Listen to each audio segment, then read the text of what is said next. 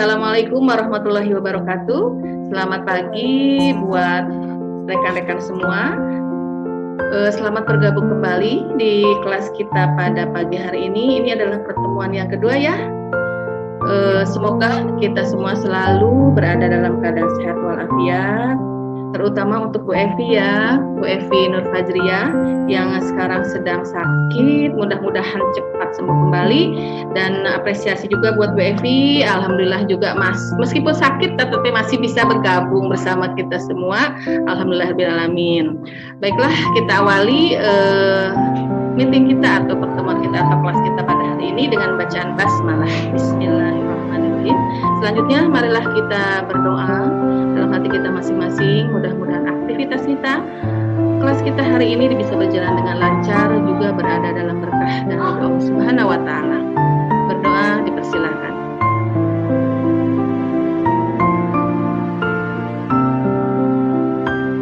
Selesai. Terima kasih. Untuk selanjutnya hari ini adalah yang bertugas memimpin ice breaking yaitu Bu Karyati ya. Silakan mangga Bu Karyati untuk memimpin ice breakingnya. Baik Bu, terima kasih Bu Risya atas waktunya. Kita mulai ya Ibu-Ibu dengan ice breaking. Saya memiliki satu tepukan ya Bu. Saya sebut tepukannya dengan tepuk corona. Oke, nanti Ibu-Ibu ikuti gerakan saya. Kita mulai ya Ibu-Ibu. Tepuk corona. Cuci tangan. Pakai masker. Jaga jarak. Oke, bisa diikuti Ibu-Ibu? Oke, bisa. Nah, sekali lagi yang semangat. Tepuk corona. Cuci tangan. Pakai masker. Jaga jarak. Oke, one more. One more ya.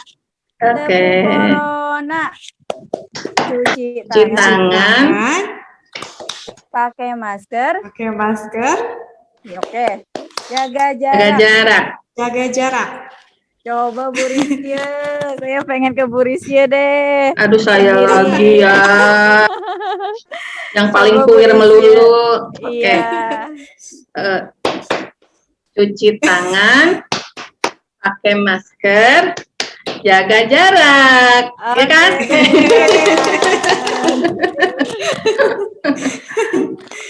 Baik Ibu-Ibu, ada satu ice breaking lagi dari saya. Oh, ada lagi Bu? Ada dong. Lebih semangat lagi ya Bu ya. Biar semangat Bu. Iya. Ya.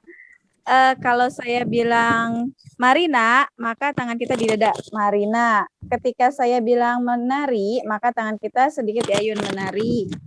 Ketika saya bilang di atas, maka tangan kita nunjuk ke atas. Ketika saya bilang menara, maka tangan kita membentuk segitiga. Menara. Seperti ini. Oke, bisa diikuti. Oke. Marina. Ayo Marina, kemana? Menari gimana menari? Oke, di atas. Ayo di atas. Menara. Menaranya membentuk. Ke. Kita sambil nyanyi ya. Marina menari.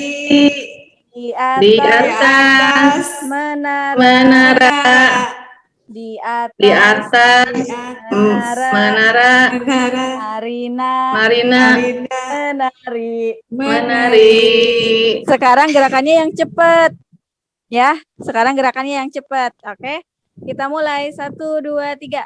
Marina menari di atas menara. Di atas menara. Marina menari. Ayolah Bu Lilis. Bu Lilis bingung ya Bu Jadi Lilis. di atas Marina menara. Jadinya Terus. yang di atas itu Marina ya, bukan menara Bu Lilis.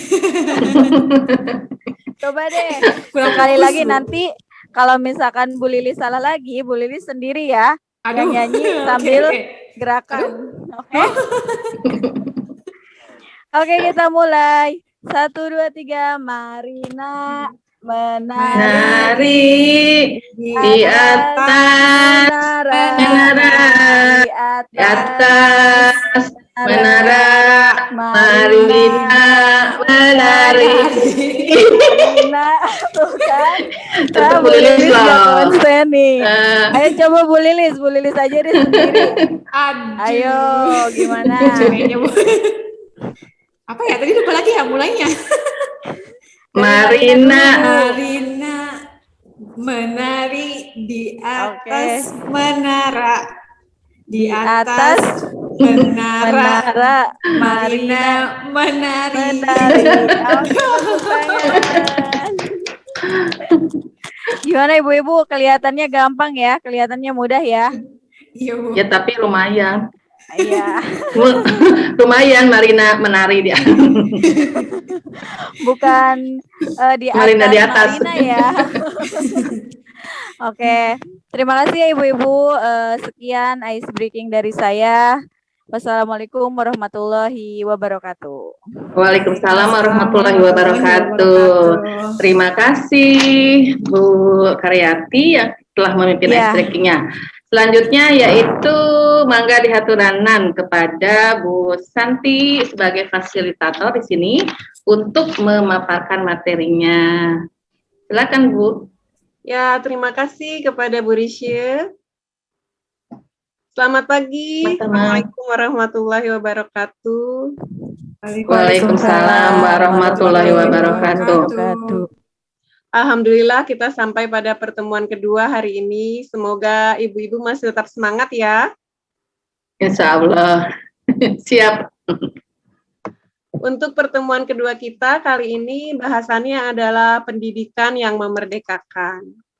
Mungkin ibu-ibu juga sudah membaca di LMS sebelumnya kemarin ya tentang pendidikan yang memerdekakan. Iya Bu, sudah. Kira-kira apa maksudnya pendidikan yang memerdekakan menurut ibu-ibu?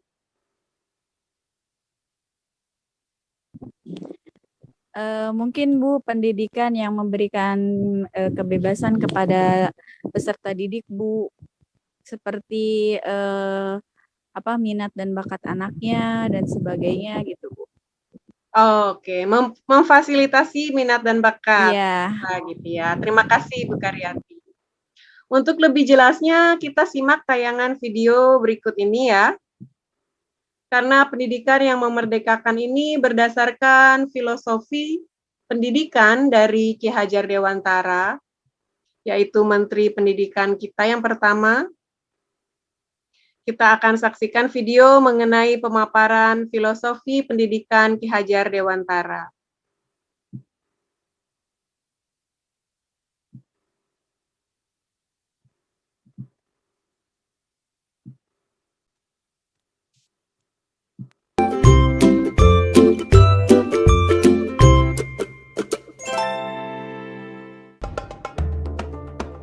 Setiap tanggal 2 Mei, kita memperingati Hari Pendidikan Nasional yang diambil dari hari kelahiran Ki Hajar Dewantara. Melalui pendidikan, Ki Hajar berjuang melawan penjajah Belanda. Seperti apa ceritanya? Ayo teman-teman, kita simak bersama. Ki Hajar Dewantara terlahir dengan nama Raden Mas Suwardi Suryaningrat pada tanggal 2 Mei 1889. Ia dibesarkan dalam lingkungan Keraton Pakualam di Yogyakarta. Ki Hajar sempat kuliah di Stovia atau Sekolah Dokter Pribumi. Kemudian ia bekerja sebagai wartawan di koran seperti Utusan Hindia dan Kaum Muda. Sejak muda, Ki Hajar berani menentang pemerintah kolonial Belanda. Bersama Daus Dekker dan Cipto Mangunkusumo, ia mendirikan Indis Partij pada tahun 1912 yang bertujuan mencapai Indonesia merdeka. Akibat kritiknya pada pemerintah Belanda, dalam tulisan Seandainya Aku Seorang Belanda, Ki Hajar diasingkan ke Pulau Bangka. Daus Dekker dan Cipto Mangunkusumo membela sahabat mereka, sehingga akhirnya 3 serangkai ini diasingkan bersama-sama ke negeri Belanda. Masa pengasingan di Belanda dimanfaatkan Ki Hajar untuk mendalami dunia pendidikan dan pengajaran. Pada tahun 1919, Ki Hajar kembali ke tanah air dan terus mengkritik pemerintahan kolonial Belanda lewat tulisan-tulisannya. Akibatnya, ia pun sering keluar masuk penjara. Tanggal 3 Juli 1922, Ki Hajar mendirikan lembaga pendidikan taman siswa di Yogyakarta. Sejak saat itu, Suwardi Suryaningrat memakai nama Ki Hajar Dewantara. Anak-anak dari semua kalangan, baik ningrat maupun rakyat biasa, bisa bersekolah di taman siswa. Perguruan ini memiliki semboyan Ing Ngarso Sung Tulodo, Ing Madyo Mangunkarso, Tutwuri Handayani. Artinya, di depan memberi contoh, di tengah membangun semangat, dan di belakang memberi dorongan. Prinsip ini berlaku untuk semua pamong atau guru dan murid di taman siswa. Setelah Indonesia merdeka, Presiden Soekarno mengangkat Ki Hajar sebagai Menteri Pendidikan pertama. Semboyan Tutwuri Handayani pun hingga kini tetap dipakai dalam dunia pendidikan Indonesia. Bapak Ibu calon guru penggerak telah menyimak video profil sejarah Bapak Pendidikan Nasional kita Ki Hajar Dewantara. Pada kesempatan ini, izinkan saya untuk memaparkan refleksi saya terkait pemikiran Ki Hajar Dewantara untuk membuat kita lebih memahami impian besar beliau untuk membawa anak Indonesia mencapai kemerdekaan belajar. Ada dua hal yang ingin saya sampaikan di sini. Pertama, beliau berkata bahwa pendidikan adalah tempat persemaian benih-benih kebudayaan. Pada hal ini, Ki Hajar membuat sebuah koneksi dua hal yang tidak terpisahkan antara pendidikan dan kebudayaan. Dua hal ini adalah satu kesatuan. Menurut Ki Hajar, untuk mencapai kebudayaan yang kita mimpikan, peradaban bangsa yang kita cita-citakan, pendidikan adalah fondasinya. Atau dengan bahasanya Ki Hajar adalah tempat persemaian benih-benih kebudayaan. Dengan kata lain, pekerjaan yang kita lakukan di pendidikan bukan saja pekerjaan untuk anak bersekolah, ujian hasilnya baik, dan lain sebagainya, tapi adalah pekerjaan untuk menjemput kebudayaan yang kita cita-citakan. Dengan kata lain, ini adalah pekerjaan untuk membentuk peradaban. Jadi ini peran yang sangat penting antara pendidikan dan kebudayaan. Dua-duanya adalah satu ikatan yang tidak bisa dilepaskan. Yang kedua, inti dari filsafat Ki Hajar Dewantara itu adalah perubahan. Dalam hal ini, bagi saya, analogi yang tepat untuk filsafat Ki Hajar Dewantara itu adalah seperti tata surya. Selalu bergerak, selalu tidak pernah berhenti, dari waktu ke waktu, dia tidak pernah statis. Karena itu, bagi Ki Hajar, kebudayaan tidak boleh statis, harus terus bergerak. Dalam upaya pemeliharaan kebudayaan, bagi Ki Hajar, itu harus terus bergerak sesuai dengan kodrat alam dan kodrat zamannya. Jika kebudayaan itu terisolasi, kebudayaan itu akan menuju kehancuran. Pendidikan pun juga sama, tidak boleh statis. Pendidikan harus terus berubah, menjawab tuntutan zamannya. Karena sepertinya kalau dalam tata surya itu, kalau Bapak Ibu bayangkan, kalau planet itu berhenti bergerak, statis dia, itu akan terjadi sebuah chaos, sebuah kekacauan. Dan itulah yang dilihat oleh Ki Hajar bahwa semuanya itu harus terus bergerak dan bergerak, tidak pernah berhenti. Artinya perubahan adalah hal yang kekal, yang harus terus terjadi. Selanjutnya, planet-planet itu pun dalam tata surya tidak ada yang sama. Di sini terlihat keberagaman. Ada planet Merkurius, ada planet Venus, ada Bumi, ada Mars, dan seterusnya. Dalam melihat planet-planet ini, inilah yang kita juga lihat dalam kebudayaan dan pendidikan. Dalam kebudayaan menurut Ki Hajar tidak ada yang sama. Ada kebudayaan yang mungkin seperti Mars, ada seperti Bumi gitu ya, tapi tidak bisa disamakan. Ketika kita melakukan pertukaran kebudayaan, itu bukan untuk menyamakan semuanya, tapi untuk menguatkan identitas dari masing-masing kebudayaan. Dan kebudayaan itu terus berputar dan terus berputar kepada sumbu yang sama. Dan dalam filosofi Ki Hajar, sumbunya ini atau di mana semua planet itu bersumbu itu adalah nilai-nilai kemanusiaan. Dan ini yang menjadi hal yang esensi dari semua kebudayaan, dimanapun kebudayaan itu berada. Baik itu kebudayaan di Indonesia yang beragam maupun kebudayaan dunia yang juga sangat beragam. Esensinya menurut Ki Hajar adalah nilai-nilai kemanusiaan. Pendidikan pun juga sama. Anak tidak pernah ada yang sama. Dua anak kembar itu tidak pernah sama persis, bahkan kembar siam sekalipun. Fitrah dari penciptaan dari Yang Maha Kuasa itu adalah keberagaman. Menurut Ki Hajar, biarkanlah anak-anak itu memiliki keunikannya sendiri-sendiri. Ibarat planet-planet tadi, mereka bergerak dengan kecepatannya sendiri-sendiri. Kalau Bapak Ibu lihat di tata surya, Merkurius itu berputar sangat cepat, sementara mungkin planet Jupiter itu agak lambat berputarnya. Dan ini mereka juga berputar dengan kecepatannya sendiri-sendiri sesuai dengan orbitnya masing-masing. Masing-masing punya cerita di dalam planet yang berbeda-beda. Jadi tidak bisa dipaksakan bumi itu harus menjadi seperti Saturnus atau Neptunus itu menjadi Merkurius. Semua ada orbitnya masing-masing, semua bergerak pada sumbu yang sudah diatur dan menghamba pada nilai yang sama, yaitu nilai-nilai kemanusiaan. Nah,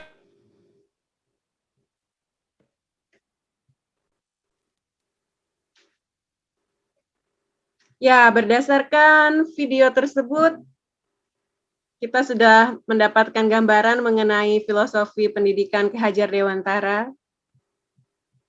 Di sini saya juga akan membagikan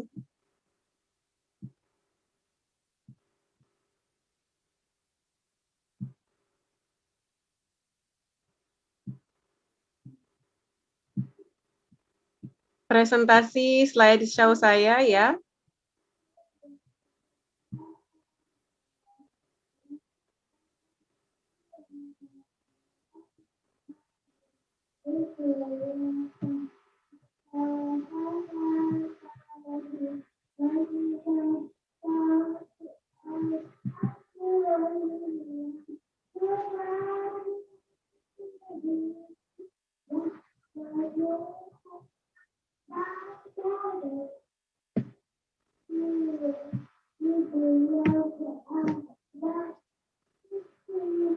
Sudah terlihat Bapak Ibu?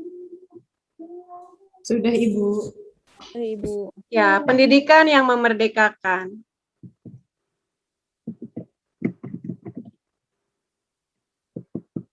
Tadi sudah dijawab oleh Bu Karyati. Apa yang dimaksud dengan pendidikan yang memerdekakan? Yaitu pendidikan yang memberikan kebebasan atau keleluasaan terhadap peserta didik untuk mengembangkan bakat dan minatnya. Pendidikan merdeka itu berdaya upaya dengan sengaja untuk memajukan hidup, tumbuhnya budi pekerti, atau bisa dibilang karsa ya, rasa, pikiran, roh, dan badan anak atau raga ya, dengan jalan pengajaran, teladan, dan pembiasaan. Jangan disertai perintah dan paksaan. Lalu Ki Hajar Dewantara juga mengungkapkan semboyan ing ngarso sungtulodo, ing madyo mangun karso, tuturi handayani. Yang artinya, di depan memberi teladan, di tengah membangun semangat, dan di belakang memberikan dorongan. Ini menginspirasi para guru untuk memberikan jasa yang terbaiknya untuk siswa ya.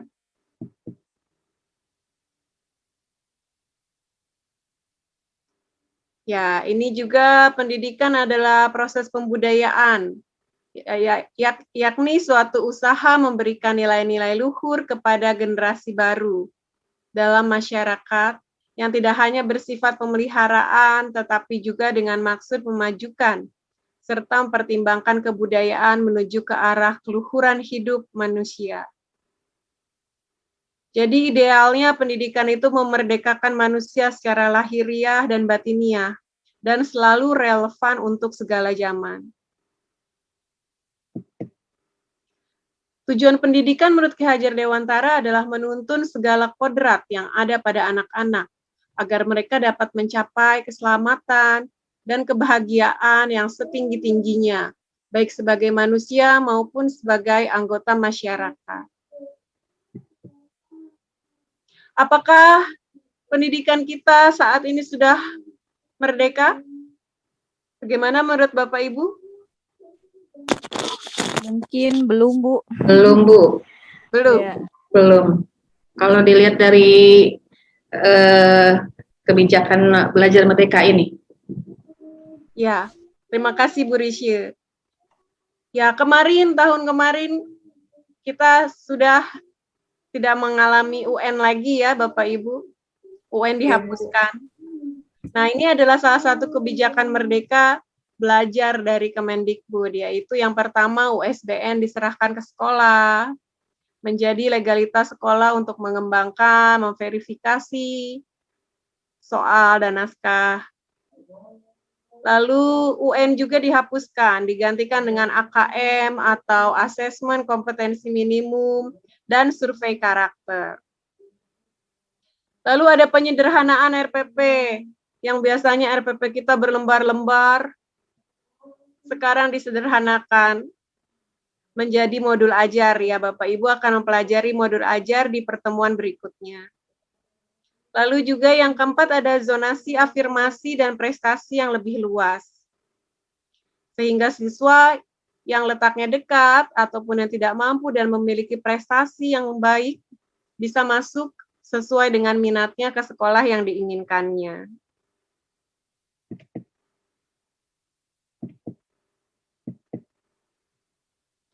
Dan prinsip-prinsip Merdeka Belajar seperti ini ada 6 Bapak Ibu ya. Pendidikan berhamba pada anak, artinya berpusat atau berfokus pada anak. Berikan anak ruang untuk belajar sesuai dengan kemampuannya masing-masing. Karena tadi seperti planet yang berbeda-beda porosnya, berputar, dan berbeda-beda kecepatannya. Anak juga memiliki kemampuannya masing-masing. Lalu perubahan dan fleksibilitas kurikulum. Perubahan sistem administrasi dan regulasi. Siswa diberikan kebebasan berpikir dan memilih apa yang ia sukai.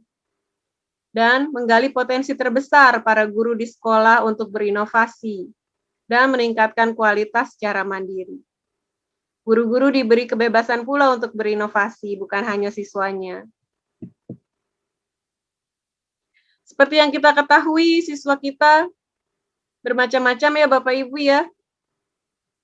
Ada yang lebih visual dalam gaya belajarnya, ada yang lebih kinestetik, ada yang lebih auditorial. Sehingga kita harus tahu karakteristik siswa kita. Karena siswa kita masing-masing unik. Setelah kita mengetahui karakteristik siswa kita, bagaimana cara kita untuk mengidentifikasi potensi peserta didik kita? Nah, bagaimana cara Bapak Ibu mengidentifikasi potensi peserta didik? Ini menjadi tugas kolaborasi kemarin ya Bapak Ibu. Sekarang giliran kelompok Ibu Lilis untuk mempresentasikan. Silahkan Ibu Lilis. Oh iya Ibu, terima kasih atas waktunya. Saya izin share screen ya Bu. Silahkan.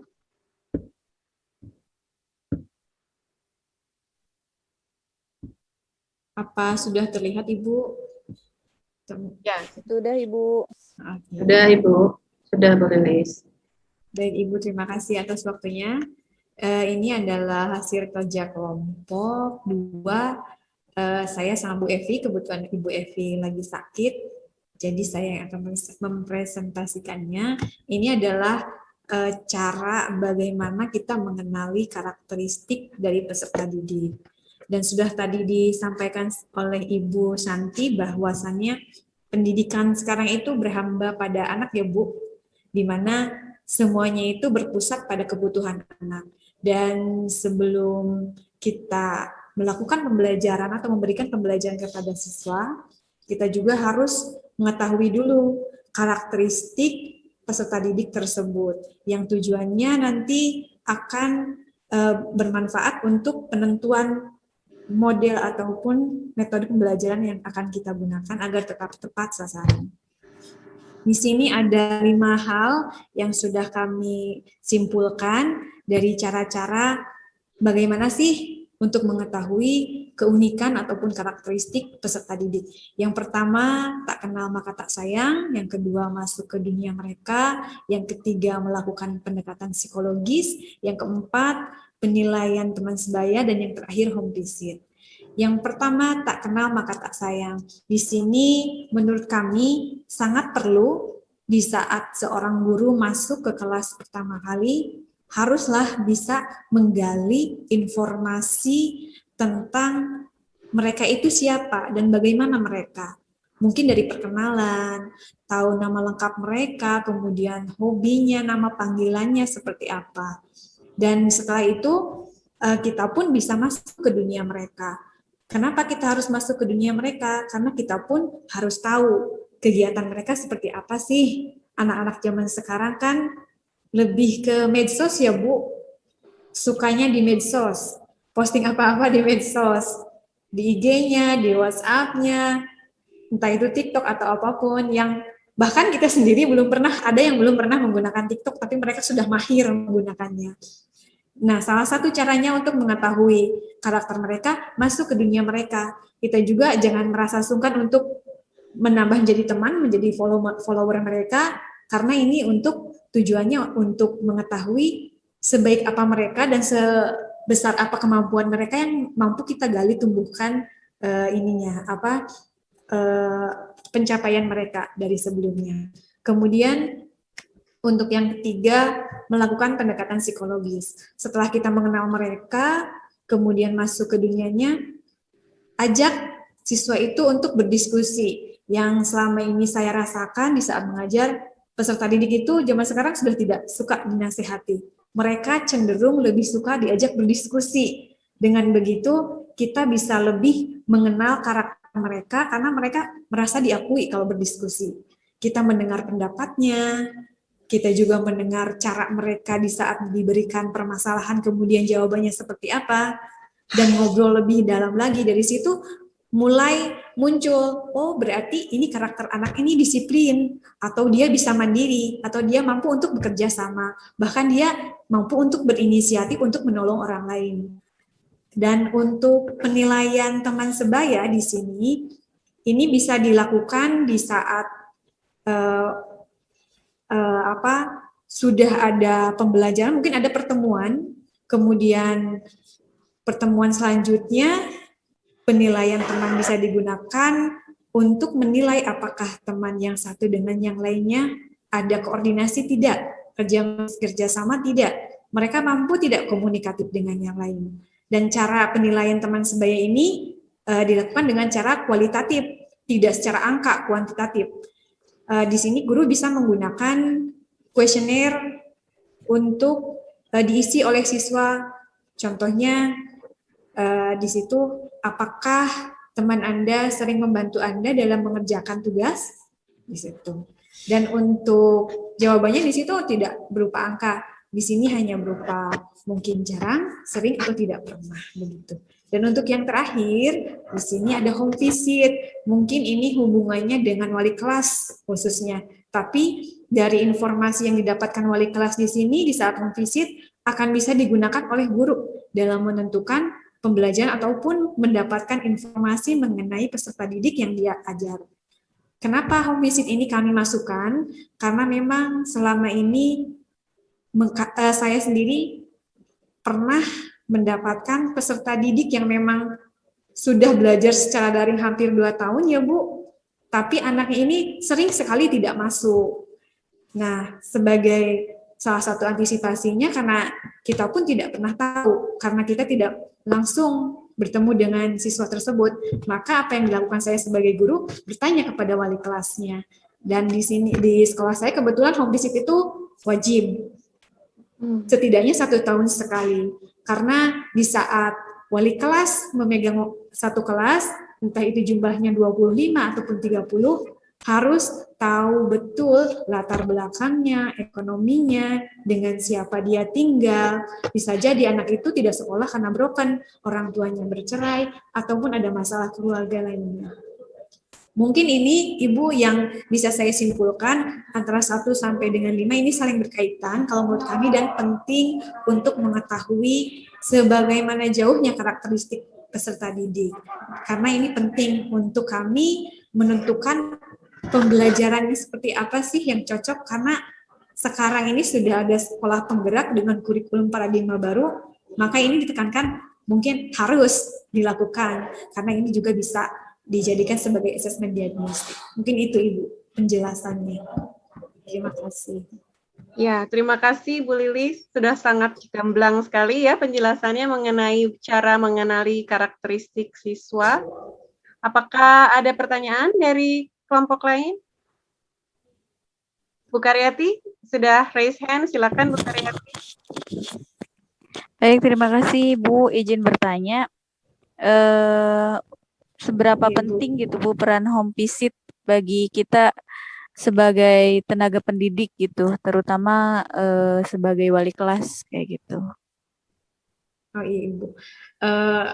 Karena kebetulan ini sudah menjadi kebiasaan kami di sini, begitupun dengan Bu Evi, sama home visit itu wajib dilaksanakan. Jadi ini sangat penting karena banyak sekali faktor yang bisa mempengaruhi anak menjadi tidak semangat, yang tadinya rajin ke sekolah jadi sering bolos, apalagi sekarang pembelajaran daring ya Bu.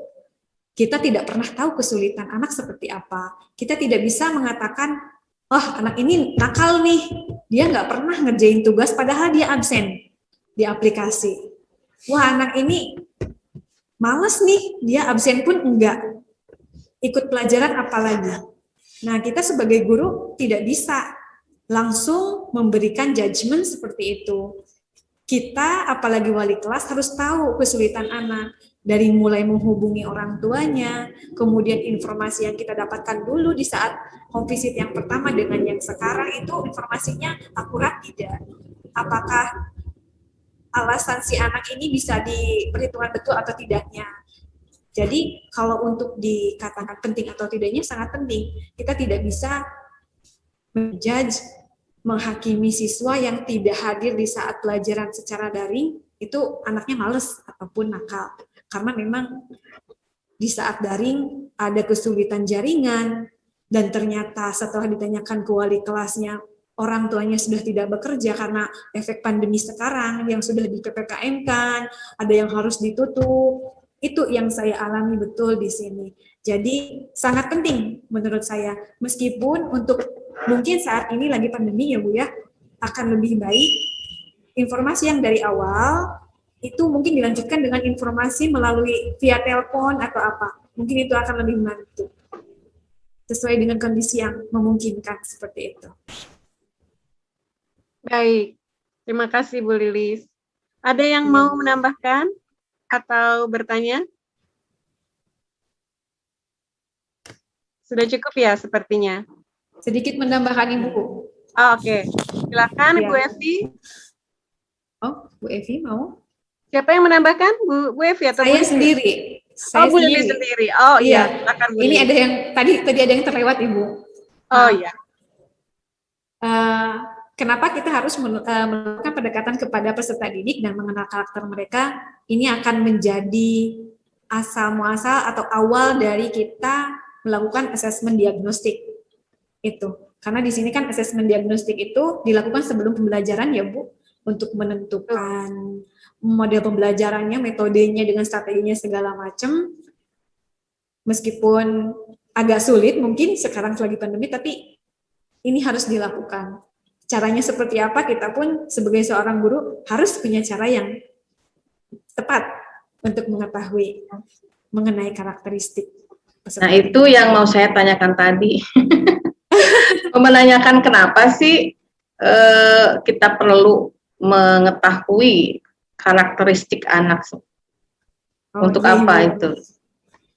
Ya Ibu, sebagai bekal kita di asesmen diagnostik. Kalau menurut saya ini penting, karena asesmen diagnosis sendiri ada secara kognitif dan non-kognitif. Kalau secara kognitif kan kita bertemu anak ataupun secara tidak bertemu pun bisa memberikan soal-soal pretest mungkin untuk mengukur ketercapaian sebelumnya di saat mereka di SMP, di saat kita mengajar di kelas 10, berarti kita bisa mereview di pelajaran kelas 9-nya seperti apa. Atau seperti contohnya prosedur teks ya Bu, pernah diajarkan di SMP dan di SMK pun diulangi kembali gitu ada. Dan kalau untuk non kognitif yang tadi dijelaskan, mungkin seperti itu. Ada lagi, Ibu Karyati? Ya, terima kasih Bu Lilis. Iya, Memang Ibu, betul ya. terima kasih. Asesmen diagnostik itu penting untuk dilakukan, apalagi kita sekarang mulai semester tahun ajaran baru, Ibu ya. Iya, Penting Ibu. untuk melakukan asesmen diagnostik untuk mengetahui motivasi siswa, apakah mereka senang atau tidak belajar daring, seperti itu ya. Lalu juga kita bisa mengetahui kemampuan awal, apa yang sudah mereka pelajari, dan juga bahkan mungkin harapan mereka untuk pembelajaran ke depannya. Ya, terima kasih Bu Lili, sudah sangat jelas sekali pembahasannya. Iya, Boleh Bu. di stop share. Sebentar, Ibu. Ya.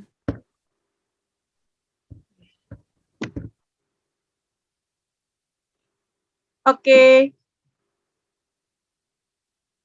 Saya kira segini, saya kira cukup untuk pembahasan materi pendidikan yang memerdekakan pada pertemuan kita kali ini. Untuk pertemuan berikutnya besok akan ada capaian pembelajaran yang Bapak Ibu akan analisis. Boleh dibaca materinya di LMS dan juga dikerjakan aktivitasnya. Terima kasih. Untuk selanjutnya penutupan boleh Bu Risya, silakan. Ya, Bu Santi, terima kasih. Baiklah rekan-rekan semua, itulah kelas kita pada hari ini, akhirnya telah selesai. Mudah-mudahan bermanfaat bagi kita semua. Marilah kita tutup dengan bacaan hamdalah. Alhamdulillahirabbil alamin.